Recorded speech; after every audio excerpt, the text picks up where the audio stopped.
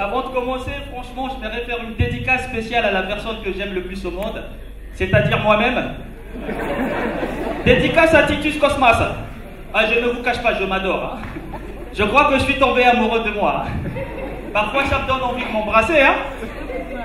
Je m'aime. Et je m'aime tellement si bien que parfois, ça me donne aussi envie de me marier avec moi-même. Bon, ce n'est qu'un fantasme. Hein.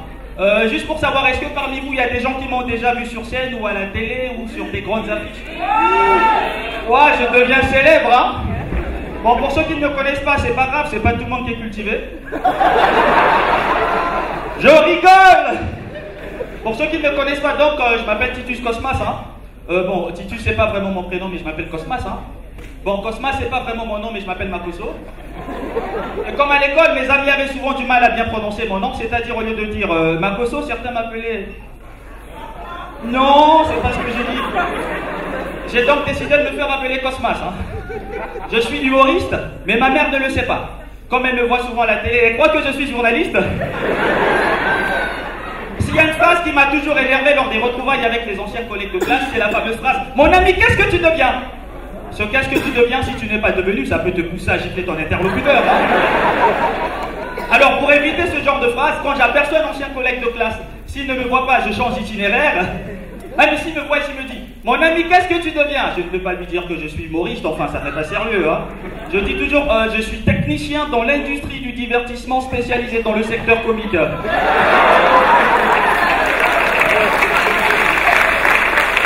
Comme ça, si tu ne comprends pas et que tu me prends pour une personne très importante dans la société, ah mon frère, tu sais tout ça, je suis fier de toi, tu vas percer, hein.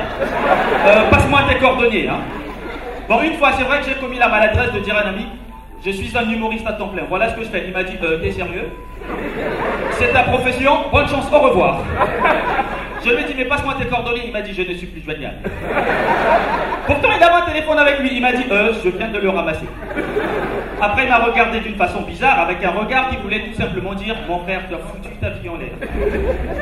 Ça me fait plaisir d'être de retour. Hein. J'étais pas ici, hein. J'étais à Paris. C'est à Paris que j'ai découvert que le mammifère le plus rapide de la planète, ce n'est pas le guépard, c'est l'Africain sans papier. Oh, le mammifère qu'on appelle Africain sans papier. Il faut le voir courir quand il voit la police. T'as l'impression qu'à la place des mollets, il possède des moteurs à réaction. Oh, mais j'adore Paris. Hein. Il y a même des restaurants sur la Tour Eiffel, tu te rends compte? Quand je suis revenu à Brazza, je me suis dit, mais pourquoi sur la Tour Nambeba, il n'y a pas beaucoup de Maléwa? En tout cas, j'adore la France. Hein. Je tiens cet amour de mon père. Mon père adore tout ce qui est français, sauf les films. Ah ouais, qu'est-ce que tu t'ennuies quand tu suis un film français?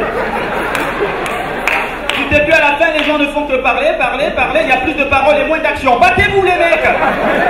À part ça, mon père adore tout ce qui est français. D'ailleurs, son meilleur ami, c'est un français. Il s'appelle Guillaume Grégoire. On me donne ce nom, je me suicide le jour d'après. Hein. Le jour qu'il est arrivé à la maison pour la première fois, j'étais encore tout petit, ce jour-là, nous étions à table. Quand il nous a vu manger du piment, mon frère et moi, il s'est peut-être dit oh, comme ces enfants mangent du piment, son frère, c'est que ce piment ne pique pas. Il a pris la même quantité de piment. 10 secondes après, tonton Guillaume qui est blanc est devenu rouge. Plus rouge que le piment. Avec mon frère, on s'est dit, tonton Guillaume va bientôt exploser. On dirait une cocotte minute en surpression. Après, on a vu beaucoup de fumée sortir de ses narines. Au départ, il faisait comme s'il n'avait rien. J'ai la gorge en feu, appelez les pompiers. Mais vous êtes des extraterrestres, vous le ressentez parce que moi je ressens, hein. J'ai l'impression que ma langue a disparu. Est-ce qu'elle est toujours là, la langue? Il ne sentait plus sa langue. On aurait planté une aiguille sur sa langue, il n'aurait rien senti. Et comme mon père c'est un gros moqueur, il s'est mis à le taquiner. Guillaume, tout à l'heure tu as dit aux enfants que tu veux mettre un piercing sur ta langue, non? Profitons, c'est le moment idéal, parce que ta langue est encore sous anesthésie. Anesthésie locale. Si vous venez d'arriver en Afrique, ne badinez jamais avec le piment. Hein. Surtout le petit piment. En Afrique, la taille ne fait pas le piment. Hein. En Occident, ils ont la bombe atomique. En Afrique, nous avons le piment. Vous savez pourquoi il n'y a presque pas de manifestation en Afrique? Mais c'est parce que dans le gaz lacrymogène, on met du piment. Le gaz lacrymogène en France, c'est fait à base d'ail. Ça te fait seulement chialer pendant 30 secondes. Mais le piment dans le gaz lacrymogène d'Afrique, moi, ça m'a fait pleurer pendant 6 mois. On devrait normalement appeler ça gaz lacrymogène. Pourquoi lacrymogène? Eh bien, parce que comme son nom l'indique, le piment gêne. En tout cas, ceux qui ont des hémorroïdes peuvent témoigner. Hein. Est-ce que parmi vous, il y a des gens qui ont des hémorroïdes? Levez la main si vous avez... Oh là là, excusez-moi, comment je peux vous poser une question si embarrassante? C'est comme si je demandais, est-ce que parmi vous, il y a des gens qui ont le sida? Levez la main si vous avez... Oh, les chercheurs africains, les mecs, s'ils pouvaient se rendre compte que le piment d'Afrique possède d'énormes fonctions balistiques, ils pourraient créer des armes de destruction massive avec. Comme ça, les Occidentaux ne nous feraient plus la gueule. Quand j'entends parler de la bombe atomique, je rigole. Imaginez une bombe faite à base d'atomes de piment. Il n'y aurait plus d'attentats. Et si les chercheurs africains inventent cette bombe, je pense qu'ils seraient les premiers à inventer une bombe 100% bio. Et cette éco-bombe, on pourrait l'appeler la bombe pimentomique. L'avantage de la bombe pimentomique sur la bombe atomique, c'est qu'elle serait plus économique. Oh là là, quelle belle rime, je pense que je peux devenir slammer, hein. Il y a des slammers ce soir? Alors j'ai toujours voulu vous dire un truc en face. Sincèrement, franchement, félicitations, vous êtes les mecs les plus cons de la planète. Maintenant que je vous ai dit ça en face, je peux mourir en paix. Non mais, la bombe pimentomique serait plus économique que la bombe atomique. Parce que quand on largue une bombe atomique, non seulement ça tue les gens, ça pollue l'environnement, ça détruit les infrastructures, après il faut reconstruire, c'est des dépenses inutiles les mecs. Larguer une géante bombe pimentomique au-dessus de la Syrie, comme ça les terroristes jettent leurs armes et pleurent pendant 6 mois. Ah, je vous ai parlé de la Syrie, justement, c'est vrai que le piment africain est plus dangereux que le plutonium ou l'uranium 235. Et s'il y a un piment plus dangereux que notre piment, c'est le piment syrien, les mecs. Quand tu en prends, tu n'as plus peur de la mort, hein. Eh, je parle en connaissance de cause, j'étais en Syrie, moi, en tant que touriste. Qu'est-ce que je raconte? En tant que touriste. C'est en Syrie que j'ai découvert que certains Syriens ont la culture de la bombe. Chez eux, c'est comme un accessoire vestimentaire. Donc avec un peu de chance, en Syrie, tu peux tomber sur un sapeur qui te porte une grosse bombe et qui attache à sa ceinture. Quel drôle de look! Ils appellent ça être sapé en mode ceinture explosive, c'est la mode, hein. Un sapeur syrien, quand il est vêtu en mode ceinture explosive, tu peux l'entendre s'éclater de joie en criant « Tu as écran !» J'adore la Syrie. Ah, je suis en train de vous parler du piment alors que ma vie est complètement nulle, hein. J'ai des potes qui braquent, j'ai des potes qui font la tôle, ma vie est complètement nulle. Je pense qu'il faut que je mette un peu de piment dans ma vie. Quand j'ai dit ça à mon père, il m'a dit « Si tu veux pimenter ta vie, t'as qu'à te marier, hein. » Et ben je me suis marié. Vous savez, quand on se marie, c'est pour le meilleur et pour le pire. Pour le meilleur, avant le mariage, je l'avais déjà expérimenté. Pour le pire, je l'ai expérimenté pour la première fois le jour où ma femme m'avait cassé la gueule. Elle m'avait vraiment pété les 2 mâchoires. Pendant 1 an, je ne pouvais plus bien dire bonjour, parfois je disais bonjour. En plus, elle m'avait cassé la gueule devant les gosses et ma mère. Je n'avais plus d'autorité sur mon fils, hein.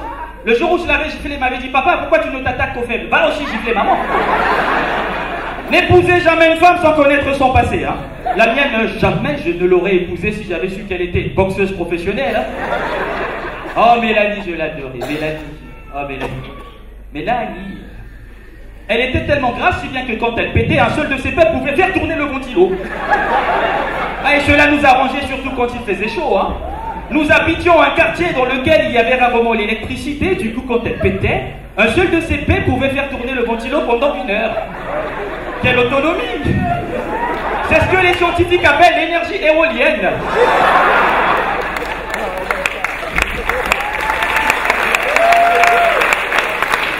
C'est-à-dire l'énergie produite par le vent. Dans le cas de Mélanie, bien sûr qu'il s'agissait d'une énergie produite par un courant d'air spécial, biodégradable.